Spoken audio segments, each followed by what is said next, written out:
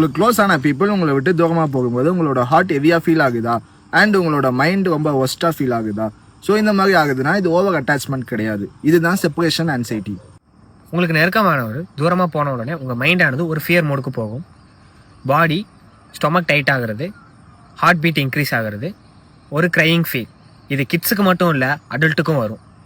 Thoughts வந்து பார்த்தீங்கன்னா அவர் எங்கே இருக்காரு, என்ன பண்ணுறாரு, நல்லா இருக்காரா அப்படிங்கிற மாதிரியான ஒரு அதிகப்படியான தாட்ஸ் உங்களுக்கு வரும். இதனால சிலர் தனியாக இருக்க மாட்டாங்க, டிராவல்ஸ் அவாய்ட் பண்ணுவாங்க, தொடர்ந்து கால்ஸ் அண்ட் மெசேஜ் செக் பண்ணிட்டே இருப்பாங்க.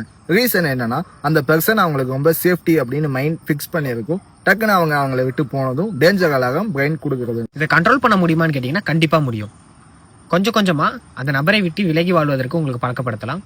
Music, walking, psychological supports and exercise, journaling, இதன் மூலியமாக கண்டிப்பாக அது பாசிபிள். இது ஆன்சைட்டி வீக்னஸ் இல்ல, லவ் பிளஸ் ஃபியரோட டுகெதர்னஸ் தான். இது உங்களுக்கு மட்டும் தான் இருக்குன்னு நினைக்காதீங்க, இது போல பலர் ஃபேஸ் பண்ணிட்டு தான் இருக்காங்க. இந்த மாதிரியான சைலண்ட் பேட்டில்ஸை நீங்கள் ஃபேஸ் பண்ணியிருந்தீங்கன்னா அதை கமெண்ட் பண்ணுங்க. நீங்கள் பண்ணக்கூடிய கமெண்ட் எங்கள் நெக்ஸ்ட் வீடியோ போகிறதுக்கு மோட்டிவாக இருக்கும். மேலும் ஆன்சைட்டியை பற்றி தெரிஞ்சுக்கிறதுக்கு, மென்டல் ஹெல்த்தை பற்றி தெரிஞ்சுக்கிறதுக்கு எங்களை ஃபாலோ பண்ணுங்க. ஸோ ஸ்டே கனெக்ட் வித் மனதின் மருத்துவம்.